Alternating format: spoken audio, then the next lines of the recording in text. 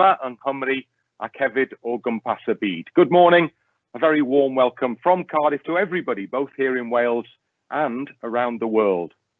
My name's Bryn Law, and I'm delighted to say I'll be your host for this morning's event as we launch the Towards a Welsh Sports Diploma strategy.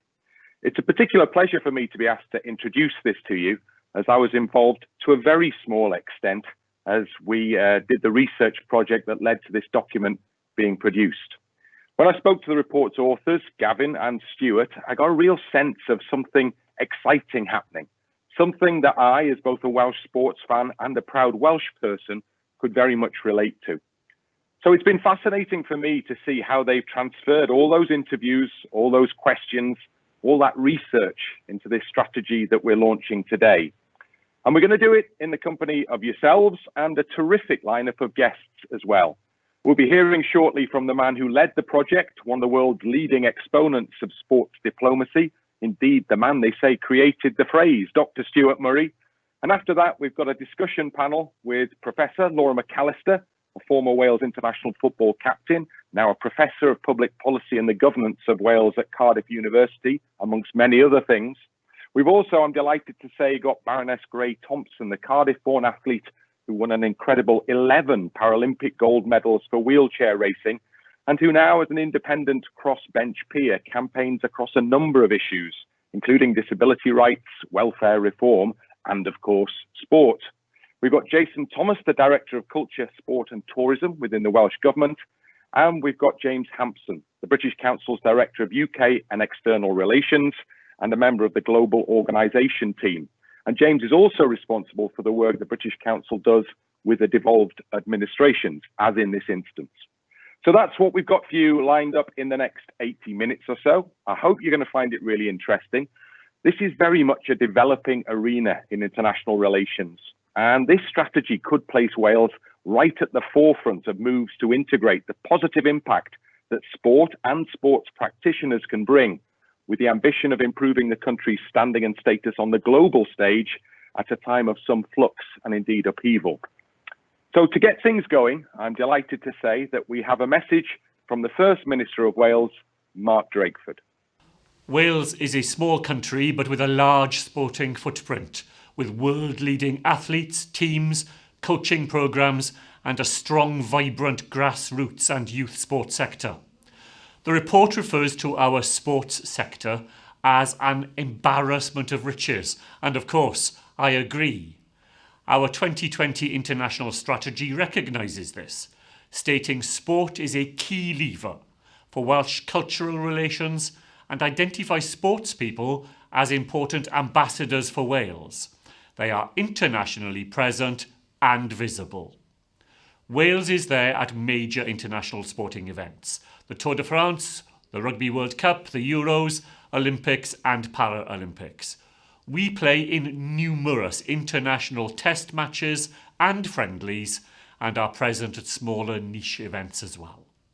This profile on the world stage can open doors for government and for business relationships, furthering both the interests of Wales and our sporting organisation. Last year's Rugby World Cup in Japan was a wonderful example of how Wales can promote ourselves on the world stage, building on the success of the sport to promote Wales and Welsh businesses to a wider audience. The Wales Dome in the heart of Tokyo brought sport, a large trade mission of 17 businesses, cultural performances and a 360-degree immersive experience of Wales, together with our award-winning food and drink. It's not just the rugby, football and cricket teams that facilitate this exposure though, and the report makes this clear. Wales is at the forefront of innovations. In esports, we have famous BMX tracks. In our FAW coaching programme, we have world-renowned activity, and our landscape lends itself to outdoor pursuits, as seen by Ynys Mon's brilliant news recently that it will host the Island Games in 2021. Importantly, Wales is part of reshaping the society of sport. We're seen as inclusivity champions, and every day we help to change the face of sport, something which chimes so well with broader Welsh values. Sports diplomacy is a wide and varied field, and all of these assets and attributes, global mega events, inclusion and equality champions, innovation and niche sports, all of them offer opportunities for us to realise our international engagement goals. So with all of these strengths, it's no wonder at all that the British Council's Wales Soft Power Barometer identified sport as a key asset for our cultural relations internationally, which is why sport diplomacy is an integral part of our public diplomacy and soft power action plan, setting out our aspirations to build on the Team Wales approach that was so successful in Japan in helping deliver the ambitions of our international strategy.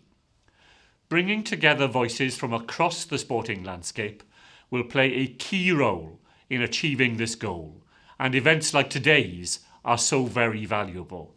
I really hope that you will all enjoy today's discussion.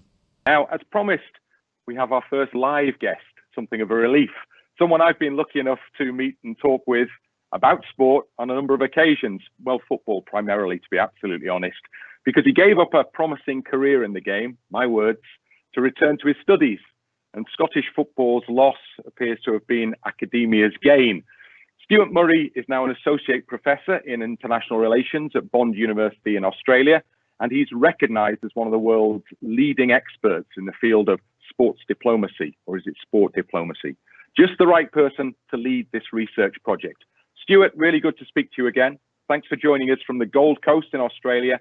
And now over to you to talk about this towards a Welsh sports diplomacy strategy. Thanks, Bryn, and good to hear from you again. And I would say unequivocally, it's sports with an S, diplomacy in that sense. But we can talk about that later. Thanks also for your very warm comments, Bryn. That was lovely to hear you using the word excitement, because that's exactly how Gavin and I felt about the project. Considering I'm doing the research part of this exercise, I'll begin with a fancy quote. And to quote Sir Isaac Newton writing to his rival Robert Hooke in 1676, he said, if I have seen a little further, it is by standing on the shoulders of giants. And I might add, I stand before a cast of legends.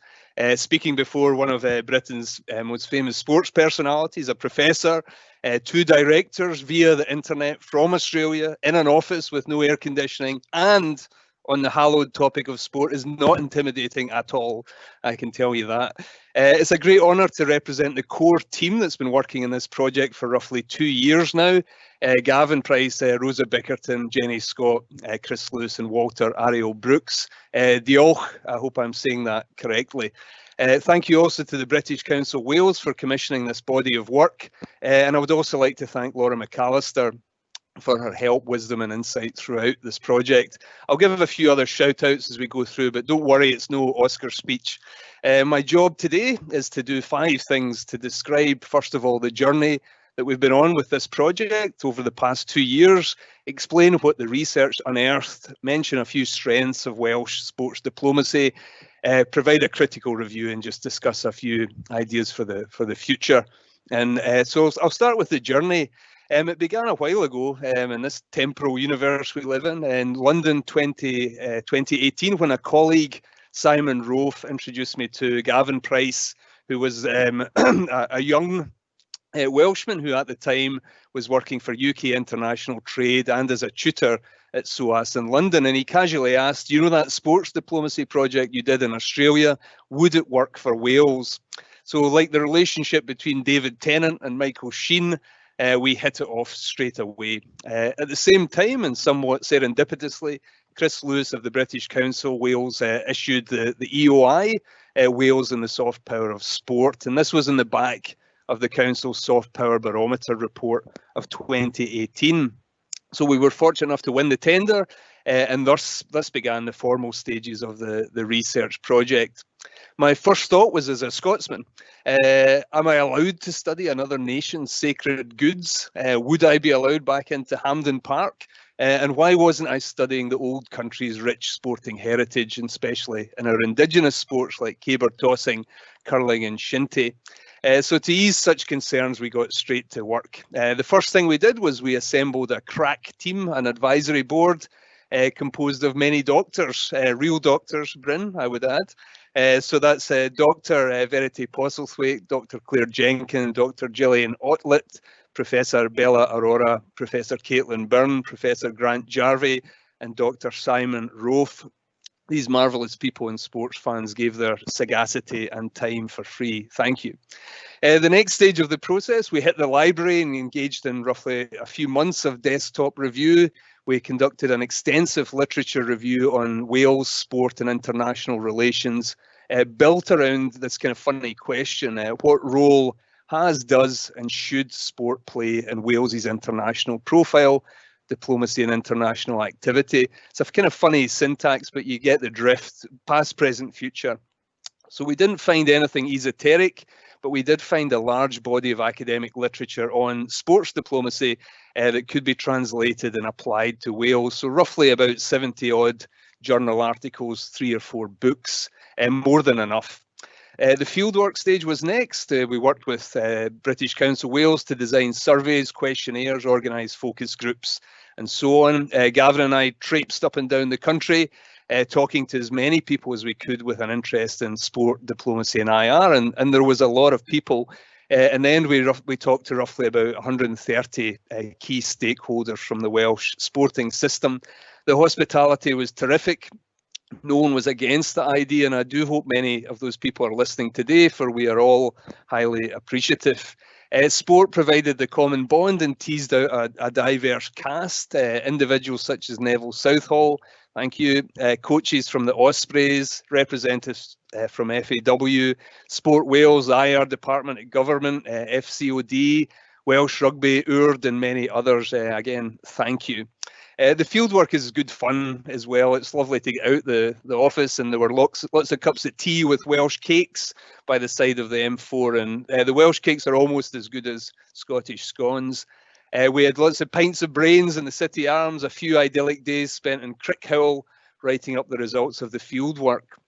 There were lots of other phases of the research. Writing took a while, as did the editing. But this project, I want to say, marks the beginning of the first phase, and ideally, the ending of the first phase, and ideally the beginning of the next.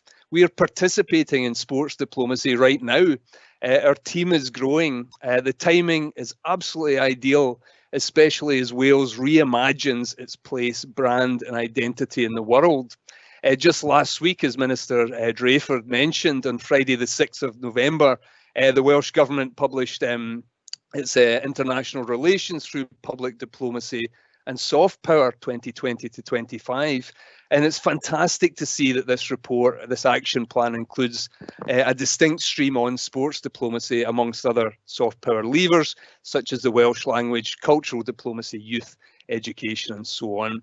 And we're still talking mainly about the next phases of our project, the where to from here, how to implement the recommendations in this report, how to measure and evaluate something that's notoriously difficult to measure. And this is where we really need everyone's help, but I do get slightly ahead of myself. The second part of what I wanted to talk to you about was what our research unearthed. And the first thing we found was that it's really important to define the key terms. And, you know, as academics, we like defining things and talking about things, but it's really important with sports diplomacy, as Bryn mentioned. It's a sort of newish, cross-disciplinary term, and we need to define it. And it's really hard to generate interest or build policy around something if you don't know what it is, quite simply. And these new qualitative terms are a little bit opaque and a little bit slippery. So very simply, sports diplomacy is a new term that describes a very old practice, and that is the unique power of sport to bring people, nations, and communities closer together via a shared love of physical pursuits. More specifically, it can be defined as the conscious, strategic and ongoing use of sport, sports people and sporting events by state and non-state actors to advance policy, trade, development, education, image, many different type of links and goals. The term also encapsulates a more inclusive method of 21st century diplomacy. That's governments, non-state actors and sporting organisations forming sustainable partnerships, sharing resources and expertise and working together for win-win outcomes. Our body of research also unearthed this fascinating stream of practical work in sports diplomacy. Many sovereign states such as America, France and the United Arab Emirates have specific sports diplomacy policies. Of these, the sports-mad Australians, no bias at all, lead the race, having produced 2 sports diplomacy strategies since 2015. That's the first one there. International regimes such as the UN, European Union and Commonwealth Secretariat all play the sports diplomacy game. Sports people the world over are acting as representatives for important social causes and movements. The work of Naomi Osaka, Lewis Hamilton and many others in the Black Lives Matter movement is a poignant example of late. So there's lots of activity in the practical area as well. So in the conclusion to this section, our research was very positive news for Wales. There's plenty of best practice literature and policy on which to base the world's first sports diplomacy strategy for a devolved government. But in all our literature and policy, we found a huge gap. And as researchers, we get very excited about gaps, more so than we do about definitions, and that's saying something. We found that no one had yet applied sports diplomacy to a sub-state government such as Wales. And this is where things got really, really interesting. To the third part of my talk, what we found about Welsh sports diplomacy was that Wales sits on top of a veritable gold mine. It is a small nation with a very large sporting footprint. Actually, that was one of the titles for the earlier report. I actually preferred my own title, which was "It's Not Unusual Towards a Welsh Sports Diplomacy Strategy," but that didn't get very far with Rosa and Jenny. BCW. We also found a massive amount of what we call Welsh diplomats in tracksuits, great representatives on and off the track. This is historically true when John Charles, the great British football player, transferred overseas in 1957 to Juventus. Charles was named Juventus's best ever foreign player, ahead of the likes of Michel Platini and Zinedine Zidane. And the pathway to Turin has been followed by Welsh legends such as Ian Rush and now Aaron Ramsey, building these Welsh-Italian footballing links. And we've got a lovely picture on page 23 of the report. Many Welsh sports people embody diplomatic personality traits and are fittingly described as sports ambassadors. Gareth Bale has 18.3 million followers on Twitter. He also worked with the Welsh Government to raise awareness of COVID, and is quite a handy entrepreneur too. Nigel Owens, Jess Fishlock, Gareth Thomas are powerful advocates for the LGBT plus community, openly speaking out against homophobic behaviour, arcane men like Israel Folau. Welsh teenage table tennis sensation, geez, that's a tricky one. Teenage table tennis sensation Anna Hersey is a young champion of the UNFCCC Sports for Climate Change Action Framework. She's a remarkable young lady, also the youngest ever athlete to compete in any Commonwealth Games. And the Gold Coast, we just fell for Anna. She was absolutely wonderful. She's also a dual heritage individual and has strong ties, so perhaps even a bit of Welsh ping pong diplomacy. And it would be remiss not to mention Tanni and Laura's remarkable achievements. Bryn, you mentioned 11 gold medals of Tanni's. It's a funny word for Scottish people to pronounce, 11, but that's quite incredible. Plus 2 world championships and dozens of other accolades, as well as her work in politics, television and academia. Laura herself is a trailblazing Welsh national football team captain and icon, a distinguished academic and current deputy chair of the UEFA Women's Football Committee. So we found this was a real strength of Welsh sports people, this natural ability to charm with no diplomatic training whatsoever. Imagine with the training that we use to train professional diplomats. Wales also knows how to put on a good show. The 2010 Ryder Cup, held at the Celtic Manor in Newport, is a good example. 380 additional aircraft brought 300,000 visitors to Cardiff to watch the Real Madrid take on Juve in the 2017 UEFA Champions League final. That netted Cardiff £45 million, incidentally. 64 teams competed in the 2019 Homeless World Cup, while over 2,000 endurance athletes from around the world came for the Ironman Wales, generating £3.5 million for the local economy and drawing 10,000 visitors to Tenby. So we found that many of these assets, lots of other green shoots, so to speak, and we go into these much deeper in the report. And in short, we were very encouraged by what we found. Wales has a very strong foundation on which to build from, and we were reminded of this repeatedly through the interviews, the focus groups. Carol Napiarella, for example, noted at one of the focus groups we held at the Principality that Wales starts the sports diplomacy game, and I quote, from a position of strength. The critical review, research like football is a game of two halves, and we wouldn't be academics if we didn't find something to criticise, befitting of the heuristic nature inherent to all epistemological endeavours, of course. It's really important to study the factors that constrain phenomena as well as produce them. So we did find problems, but there were good problems to find. Typical problems that I myself have experienced when reviewing the work of Australia, China, Russia, and many others. There were common themes that repeatedly came up in conversation with key stakeholders. I'll just touch on a couple of them. First, the label of Welsh sport is problematic. The sporting landscape of Wales is complex and diverse, full of different sports groups and players of unequal strength. There's also much diversity beyond mainstream sport.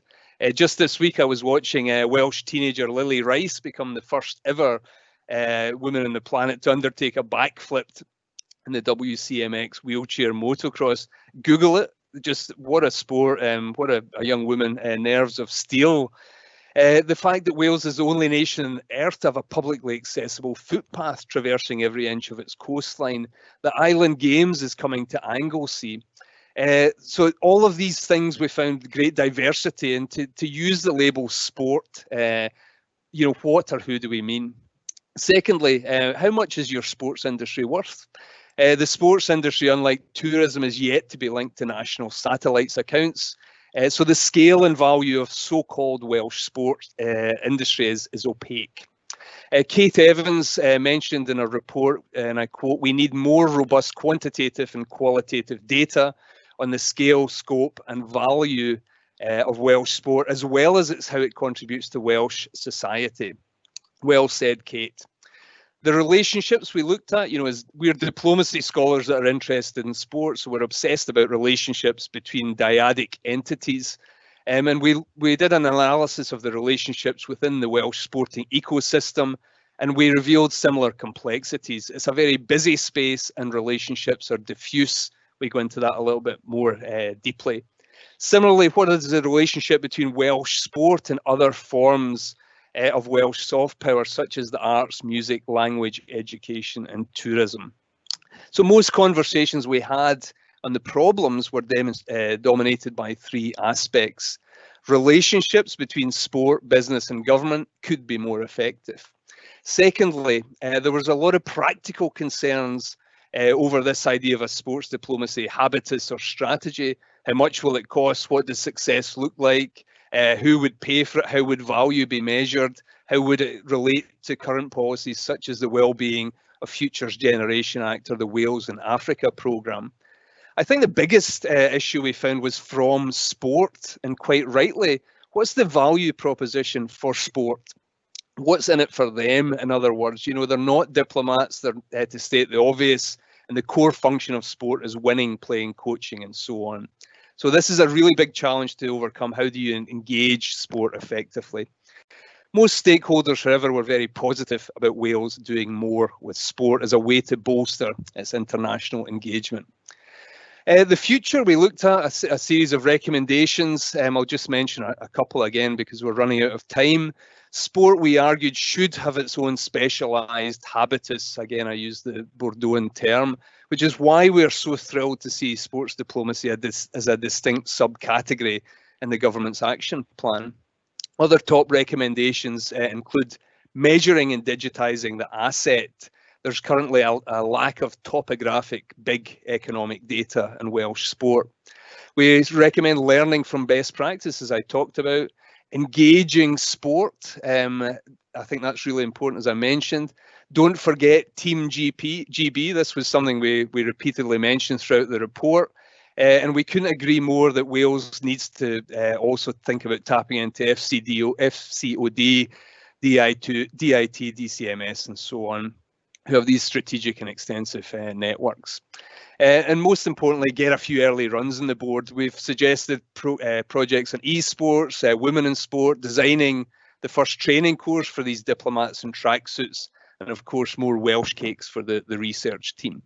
I conclude, I would just again like to thank everyone so much that took part in our research, offered their help and friendship throughout. Of these, two superstars deserve special mention. Rosa Bickerton of the British Council Wales was just outstanding throughout. And I would argue that Wales's #1 sports diplomat, Newport County fan and co-author, Gavin Price, the John Charles of the sports diplomacy world, deserves a big pat in the back. He's been absolutely wonderful. Thank you very, very much. But Gavin, I know you're listening. Now that the report is finished, you've got to get back to your PhD, okay? That was maybe a muffled scream we heard in the background. To conclude, to wrap up, as Laura said in the foreword of the report, we need to continue the momentum established by this report. We need to move from having a conversation to converting the soft power of sport into strategies with goals that can be measured, evaluated, celebrated, and proselytised. Indeed, this is a really tricky moment. I remember the first Australian government strategy launched in 2015 by the Foreign Minister, Prime Minister, and Sports Minister. 80 ministers were present, the media was there, light bulbs were flashing everywhere. They held this thing up like a trophy, and like a trophy, it was then stuck on a shelf to gather dust. So the key lesson, good ideas fail if not properly implemented. The work takes place in a tough security environment, the old problems combined with the new problems such as COVID. As the UK renegotiates its relationship with the EU and we settle into this post-COVID world, we need a lighter touch of diplomacy, and sports diplomacy offers this low-cost, low-risk, high-profile mechanism through which Wales can raise the international profile of sport. As opportunities right now, tomorrow actually the USA plays Wales, a football match, then followed by the Republic of Ireland and Finland. Autumn Nations Rugby Tournament is coming up, Euro 2021, Tokyo Olympics. It's time for Wales to push forward with intent. To repeat, Wales is a small nation with a very large sporting footprint.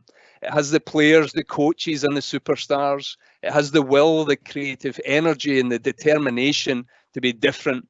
And it has champions across all levels of society, from government ministers to academics and primary school PE teachers. This team just needs a sponsor, a captain and a game plan. And finally, we need to behave as our sporting heroes do on the pitch, with courage, hard work, flair and talent. Thank you very much, and thank you again to everyone for taking part, mostly to the British Council for their extremely generous support of this dynamic research project. Thank you very much.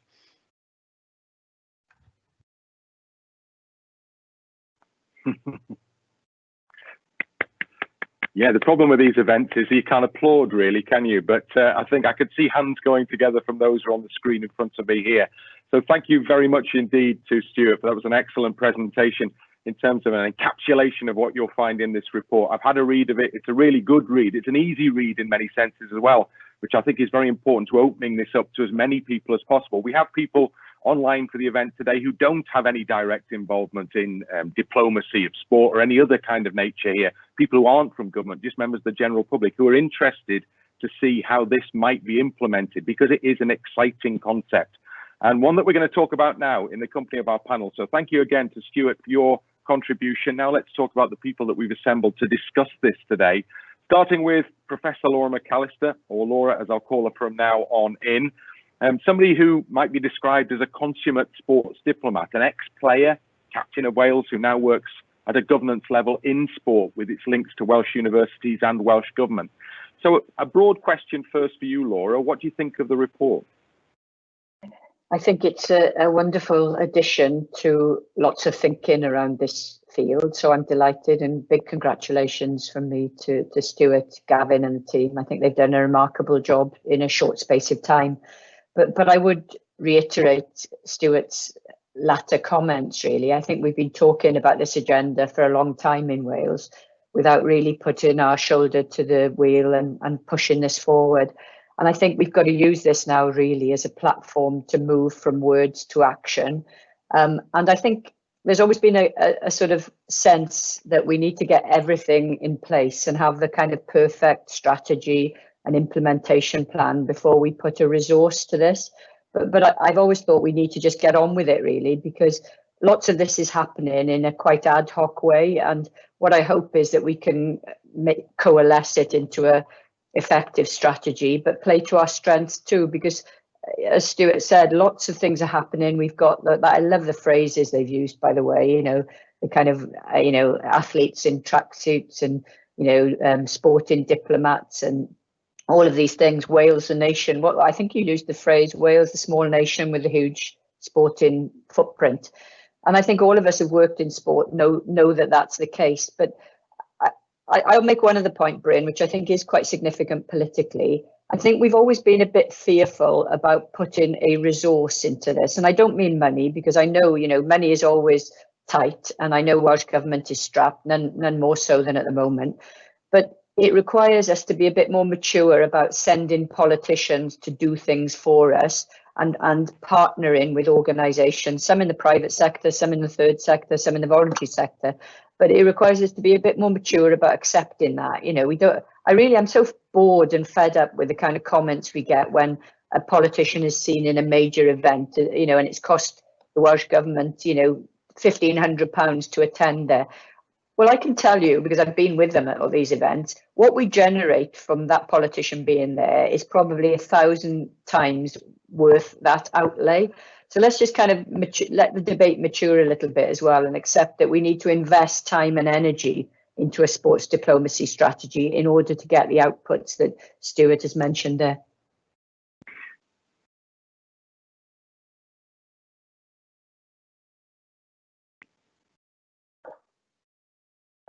And on that basis then, Laura, how do we go about the process, in your opinion, of securing more representation from Wales within those global sporting governance structures? I mean, this is a question that's particularly apposite for you at the moment, because we've mentioned the UEFA involvement, but the UEFA involvement for you might soon become a FIFA involvement. Let's hope so. But I think there's a way to go before that. But, I think it's become fairly well known now that I'm going to be contesting an election for a position on FIFA Council from UEFA. So we're working on our election campaign at the moment, and the election will be next March. I think, it's not about that in itself. It's about what lots of other Welsh people do to get representation on major federations and confederations globally. And I think one of the lessons that I've learned from preparing to contest this election, and by the way, I think I'm an outsider in terms of the race to get that position, but we're going to give it a very good shot. And whilst we're a small nation, we've got a loud voice, let's say, and we're well respected across the football community, as you know, Bryn. So I hope that will play well in my election. But the reason that that's significant, I think, is that it shows that where Wales operates as an independent nation, which we do in football, of course, we've been able to build up some real capital in terms of profile and respect and experience and knowledge.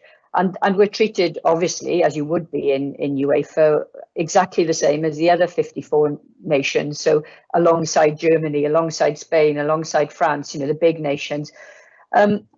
All of these things are significant because it gives us agency, it gives us power.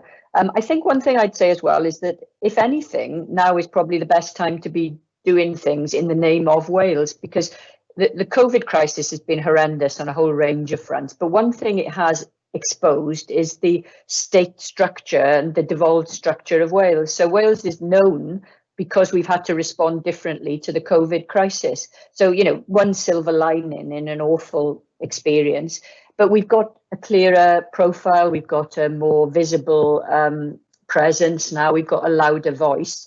So I think taking that forward in terms of a really positive intervention like sports diplomacy would give us some real traction. And I think that's a great opportunity and one that shouldn't be missed.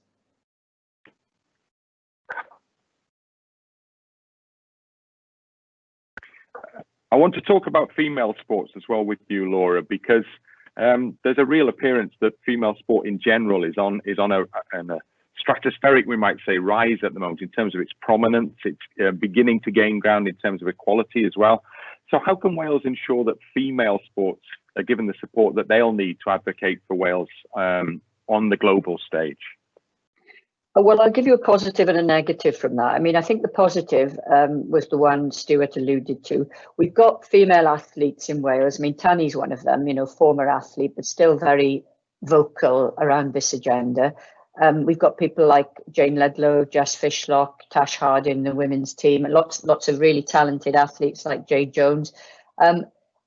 There's a positive with that because a lot of these female athletes are less controlled because they're newly professionalized, so they haven't got agents breathing down their necks of telling them what to say and do.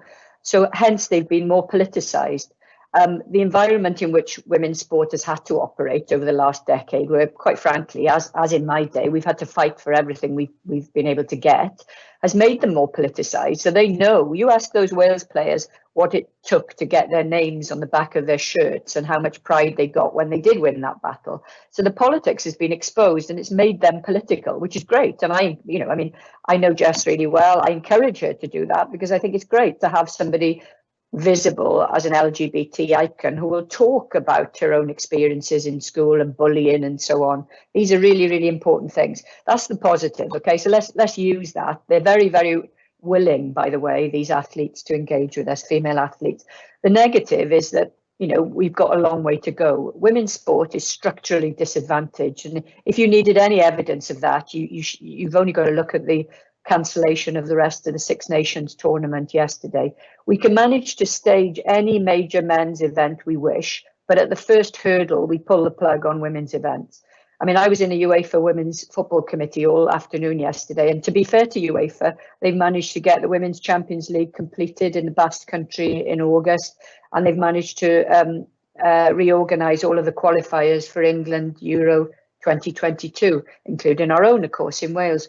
But make no mistake, there is huge structural inequality when it comes to women's sport. But turning that on its head in terms of our theme today, I think it does give us an opportunity with our profile in women's sport to say when we go out into the world that this is an important component of a sports diplomacy strategy. It's got to be based on values, and one of our values has got to be equal treatment for women and men in sport. And that isn't just at the elite level and the competitive level. It's about making sure our girls, I mean, I've got two daughters, Tanni's got a daughter, so we know just what battles we're up against here, that our daughters have the same experiences of sport in school and beyond that boys do. And quite frankly, that is fundamental to everything we do, because you can get the top level right in diplomatic and in competitive terms. But if you haven't got kids of both sexes playing in the same way, then quite frankly, you know, the diplomacy strategy isn't worth the paper it's written on.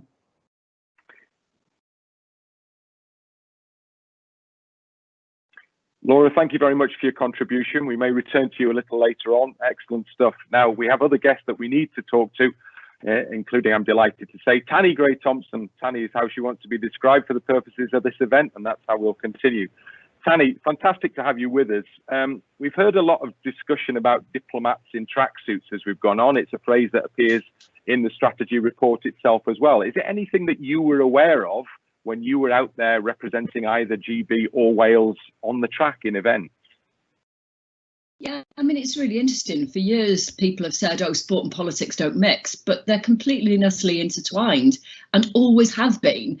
And if you look at whether it's sort of, you know, boycotting Olympics or, you know, just anything, you can't escape the two of them. The fact we have a medal table, which is, you know, based on, I mean, the IOC say, you know, oh, it's not really meant to be that, but it is. So for me, this report's really amazing because it's facing up to what we've always known, but we actually have to do something with and make a difference to people's lives. So I'm just really happy that that's been done in Wales. I mean, I think the other thing for me growing up in Wales, I didn't realise how intrinsic sport was to my life until I met English people.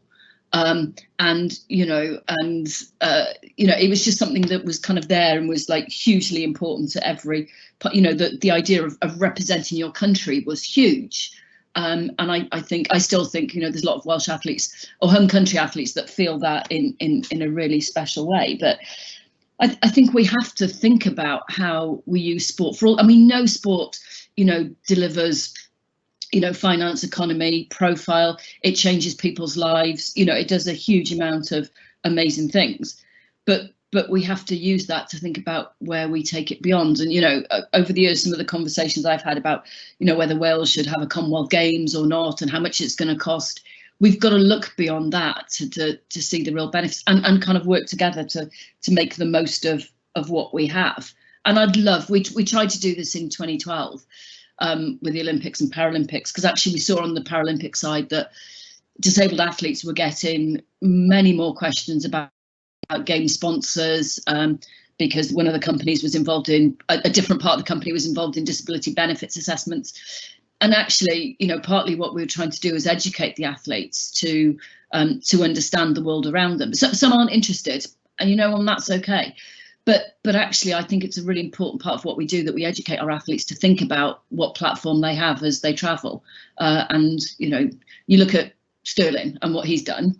You know, how can you say that sport and politics is not connected when you see something that has just, I personally think it's incredible, a young man using his profile to actually do some amazing good for the rest of the country.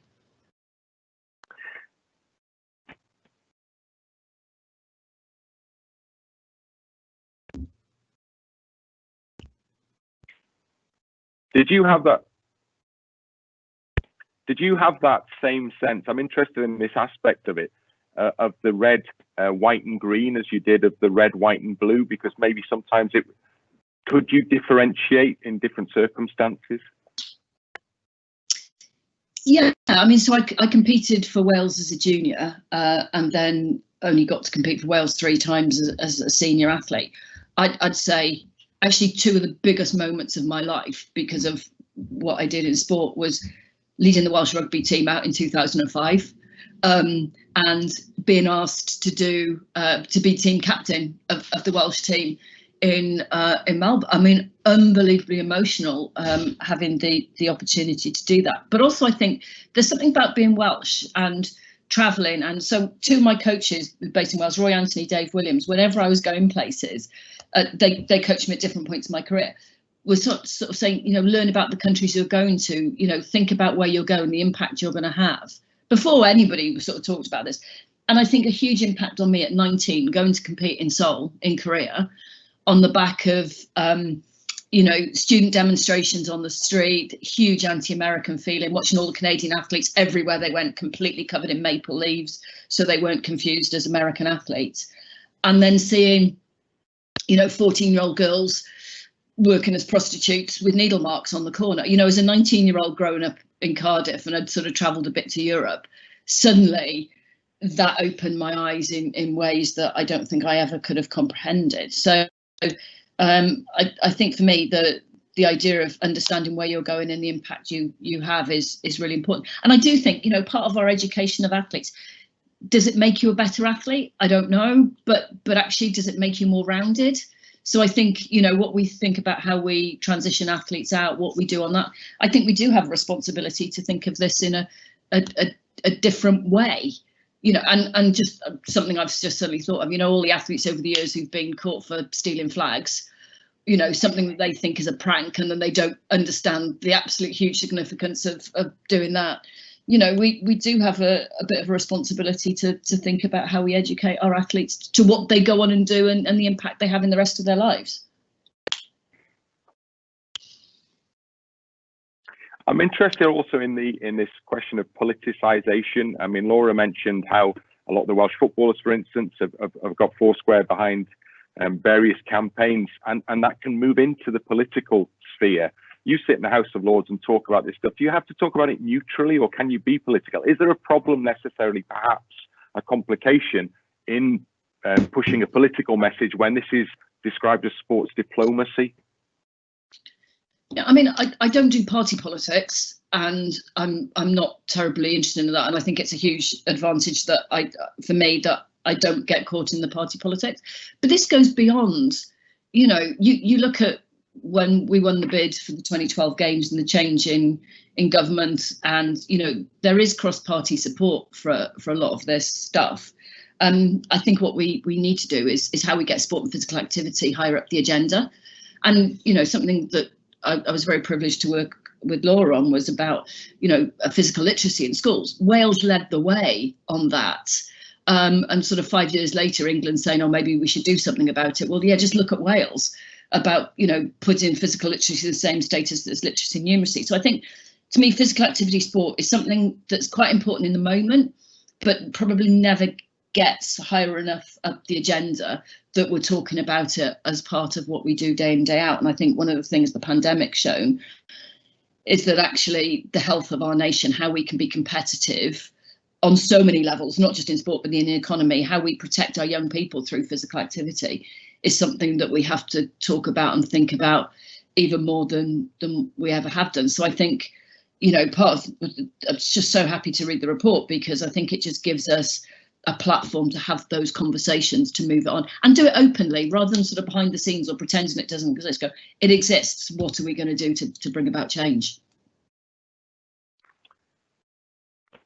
And Laura talked as well about the status of female sport against male sport, and the necessity there to try and balance things up or equalize things there. I saw you nodding actually as she was talking about it.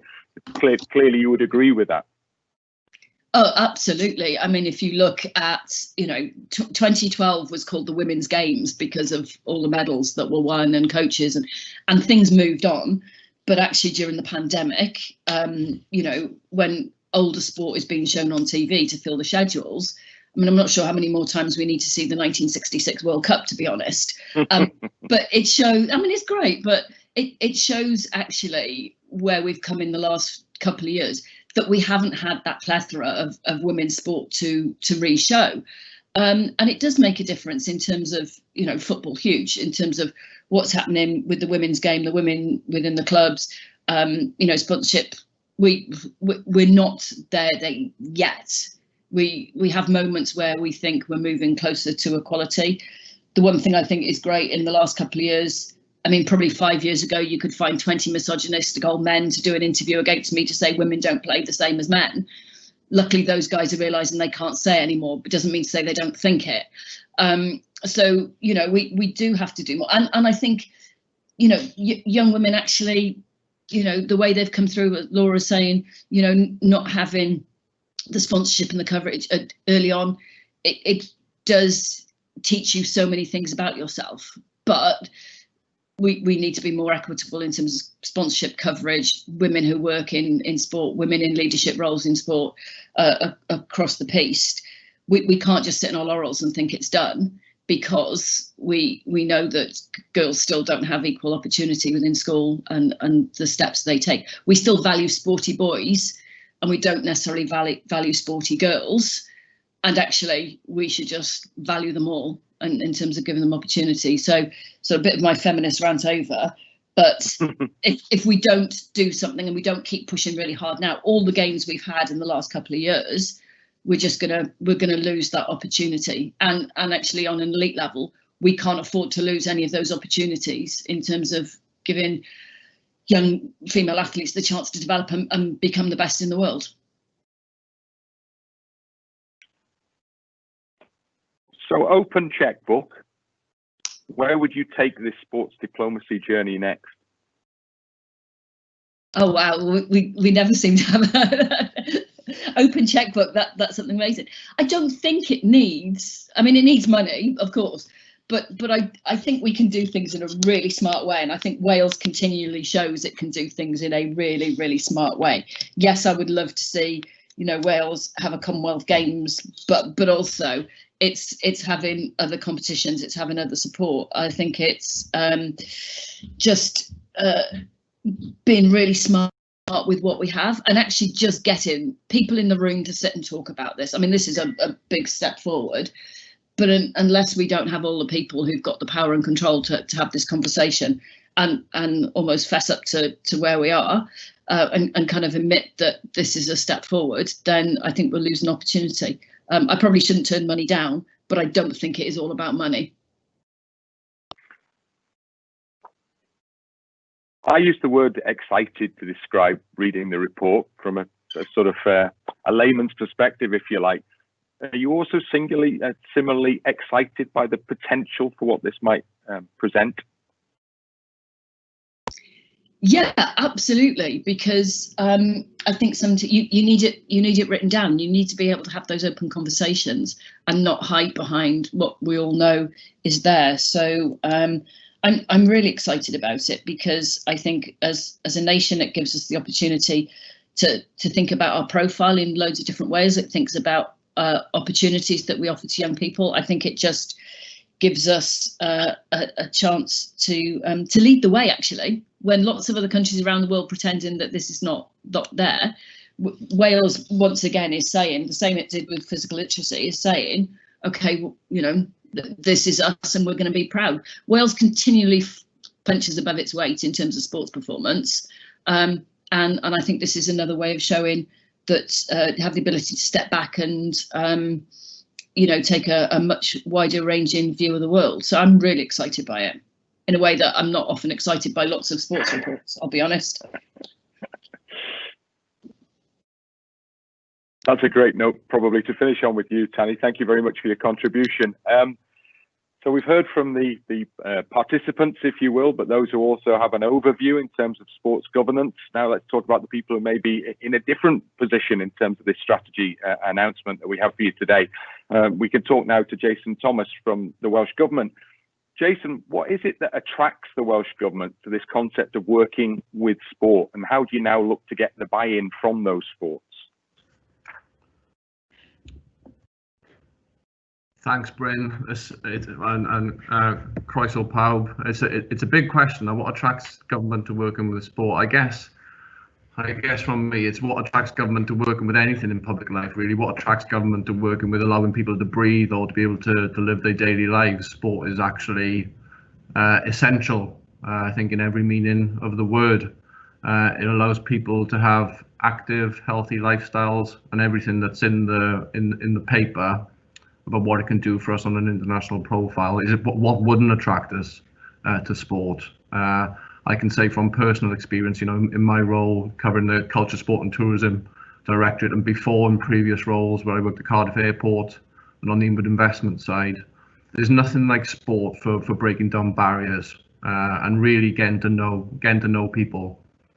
And if you look at our international strategy, really that's about two things basically. It's about raising our profile, and it's about joining things up. And sport is just the perfect vehicle for doing that.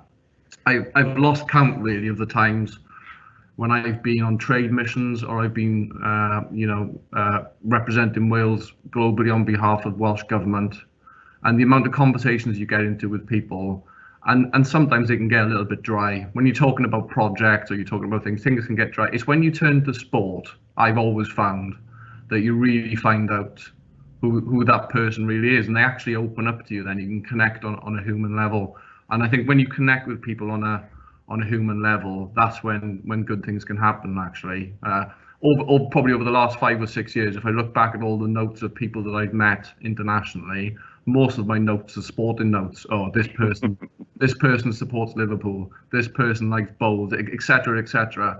And I've been able to have meaningful conversations, as myself and all my colleagues have, on the back of all of that, and it's led to countless developments for Wales, actually. Sport breaks down those barriers, so there's nothing about sport really that doesn't attract government to it. I think our role there, I see this strategy sometimes as the almost like an end point, actually. I know some people talking about this as a platform to go forward. For me, the sports diplomacy strategy is actually an end point, because the fundamental thing for me is how do we get more people interested in sport, and then how do we get more people operating at the elite level? Because we've seen over the years that when we do have people operating at those levels, it makes the sports diplomacy a heck of a lot easier the more people that you've got in that field. You'll know, Bryn, I'll never forget the summer of Euro 2016, being out in Bordeaux with my friends, and for me it felt like peak Wales. I'll never forget walking around the streets around there, and just everybody was so happy. Families are out there. It was like an equal experience, and we were able to raise our profile internationally there. So sport, government, I think, as Tanni and Laura both said, they are completely intertwined. So yeah, all over it.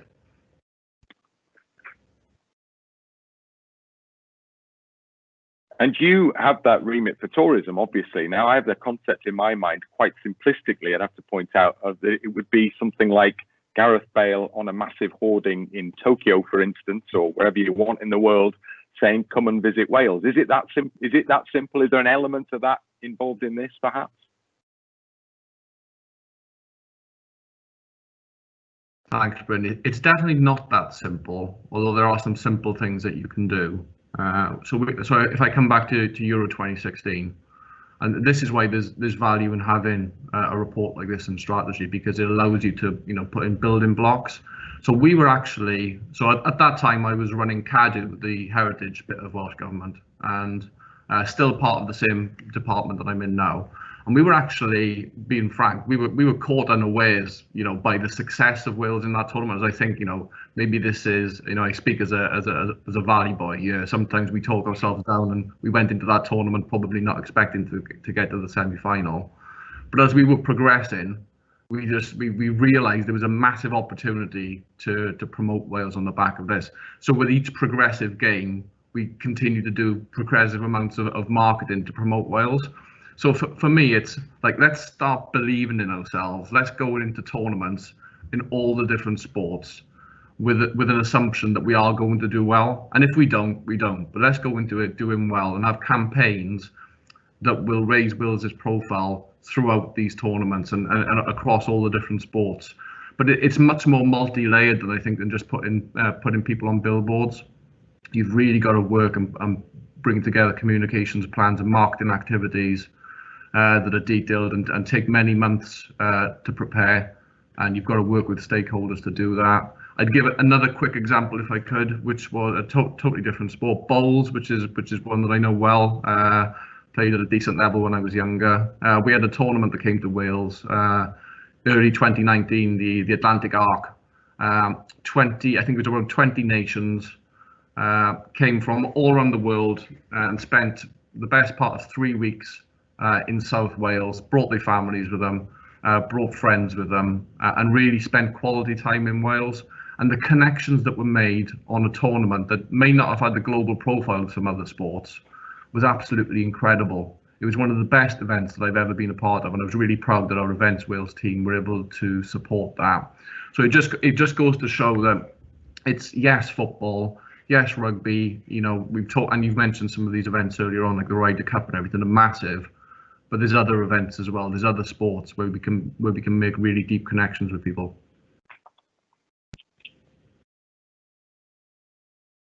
I'm delighted to have this access to you, because one of the things that I discussed with Stuart and Gavin when they brought me into some of the conversations that surrounded the development of this strategy was that, because I'm based in Yorkshire, in Leeds in particular, and I saw a lot in the build up to and then the actual event itself of Le Grand Départ, the Tour de France, came to Yorkshire.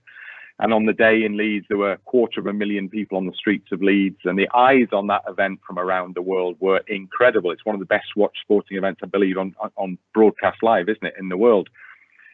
There is a little mention of that in this report. Is that the type of thing that you might now, as a Welsh government, be looking at getting involved with? As you say, moving away from the obvious, the football, the rugby, if you like, the cricket, and looking at other areas that you might be able to move into? Thanks again, Bryn. I think yes is the simple answer, but there's a bit more complexity behind it than that. So absolutely, the kind of mega events, we're always scouring the world really to see which opportunities there are to bring these to Wales. we talked about the Ryder Cup. I'm a massive golf fan myself, so I'll try not to go too much into golf because I bore you to tears for hours. But if you look at UEFA Champions League, so mega events have a massive role to play because they do put you really on that global map. But one of the other things that we're looking at doing is actually growing our own events from within Wales to try and build things sometimes from the ground up. So the Wales has a reputation for its own domestic homegrown events that can attract people here for different reasons, really. So it's a multifaceted approach. One thing that's challenging, particularly with the state of public finances and the lack of money there is to do some of these things, is we are in a global competition to win these events. It's significant investment to bring them here. But we are in the game, and we do know that when we do land these events, they have a significant return on them. You mentioned the 45 million to Cardiff for the Champions League. You could look across every single sport, every event that we've landed here as paid dividends for us.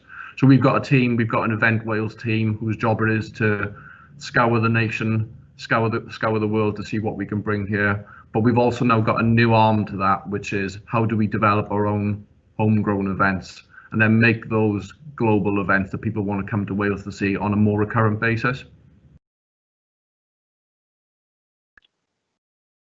Excellent stuff. Thank you very much for your contribution, Jason. Really interesting discussion. I hope you're enjoying what you're hearing here. Now we have one more guest to introduce, James Hansen from the British Council. So the people who commissioned this report, why did you do that, James? Hi, Bryn, and just to say it's brilliant keeping such amazing company this morning, and thank you to everybody for taking part. So I think there are three things. This report is part of a series called Imagining Wales's Global Future, and there's been already said we launched the Wales Soft Power Barometer back in 2018. We've also published a report on the value of showcasing Wales's arts. So the sports diplomacy report was the obvious and recommended next step. So we're really pleased to be able to bring this to everybody today. And as has already been said, launching it on the back of the Welsh Government's international strategy last week, this is a perfect time to be discussing this. I think thirdly, just sort of stepping back into my day job as somebody who looks at the whole of the UK and so therefore sort of the whole chessboard. As an organisation, we believe that the UK is a soft power superpower. Being good at this drives trust between the UK and other countries, delivers economic benefit, it makes us more attractive, and it makes us more influential. So just to quote from a report that we published, which I'm sure Stuart's familiar with, called the Sources of Soft Power report from a couple of years ago. So the analysis in there reveals that sport in particular has a particular value to the UK's attractiveness. So uniquely amongst the 7 competitor countries that we looked at, so China, Germany, India, Japan, Russia, and the UK, and the USA, it is the single biggest driver of intention to do business and trade. Such is the strength of the positive association of sport with the UK and everything that means in the 4 countries that make up the UK, that it presents itself as the top 3 attractive for cultural engagement and tourism as well as for business. So that's, puts it in a unique position, and therefore we need to see this in the round, and it's all linked, and it is a very, very competitive space. Winning big events is a competitive business. Soft power, maybe we'll get to this after, is in and of itself a very competitive business too.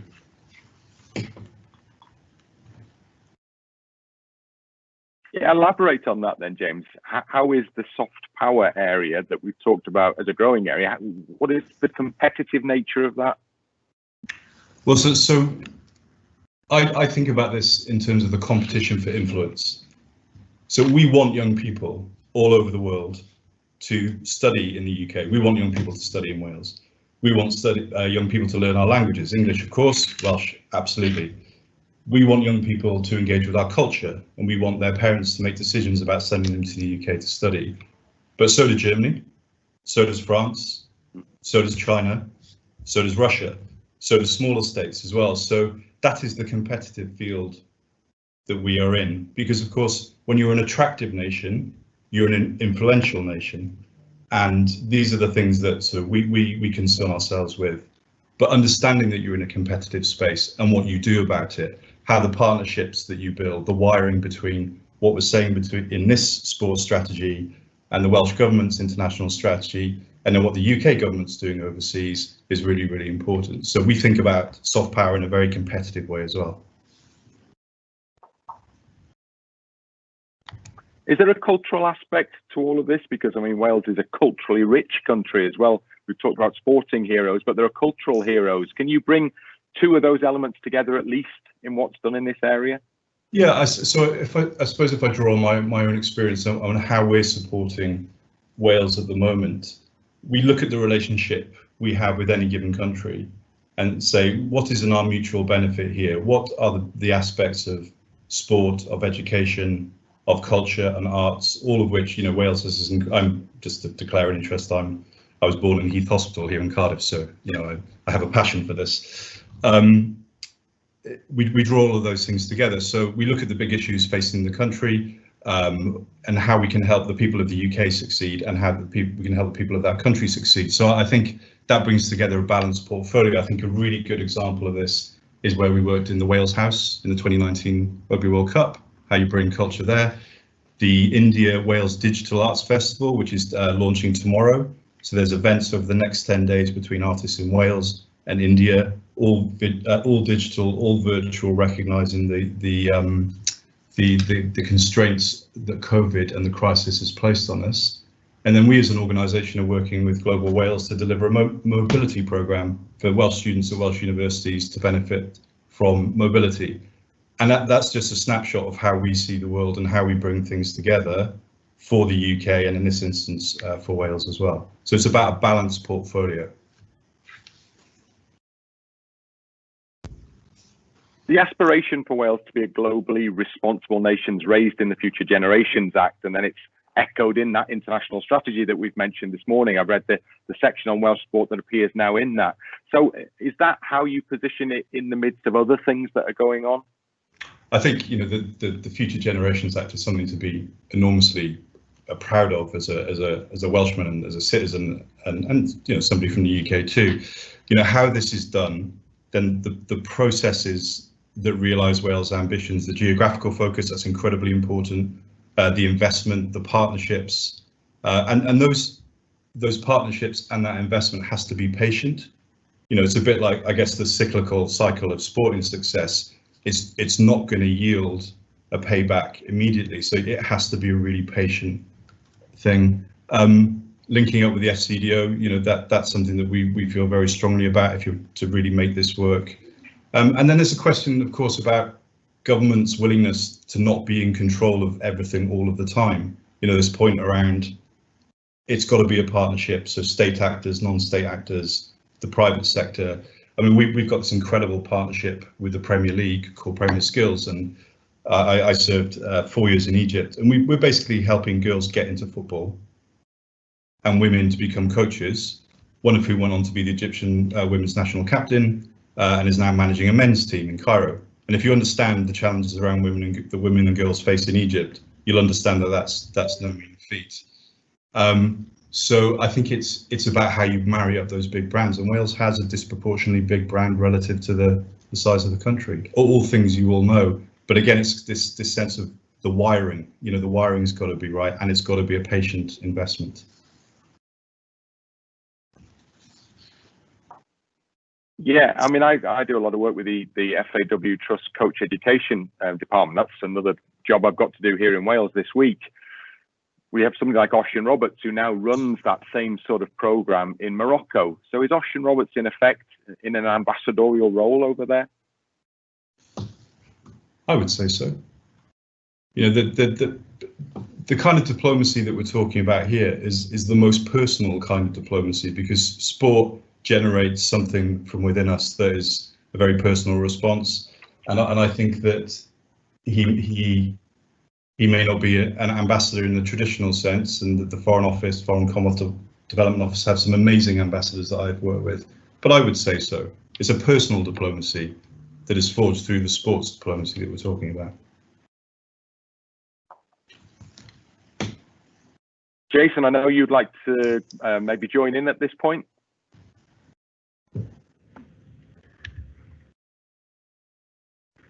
Thanks, Bryn. I just wanted to make to come back on that last question about things that we can actually do. So I just want to give a shout out for Wales Week, which is something that has grown and grown over the years. And Dan Langford, who runs that, has done an incredible job of raising its profile. I was fortunate to go to some events earlier this year, pre-pandemic, or just on the verge of the pandemic hitting us. And it's building on these mechanisms that we've already got. So Wales Week is now growing globally.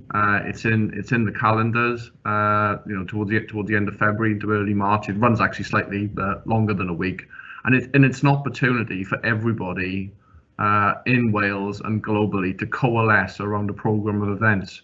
So I think it's always good to have. I think Tanni mentioned this. There's lots of documents, there's lots of strategies. What are the actual things that we can do? So I would really strongly advocate for everybody, certainly listening to this call, to look out for Wales Week, to be advocates for it, to raise its profile even more and do more even internationally, because I feel that we're at the start with this. It's been going for a number of years now, but if we look over the super long term, if we continue to back events like this, in 50 to 60 years time, it could be just as renowned as other countries have their international days and their international weeks. So I just wanted to make that point there, a strong plug for Wales Week.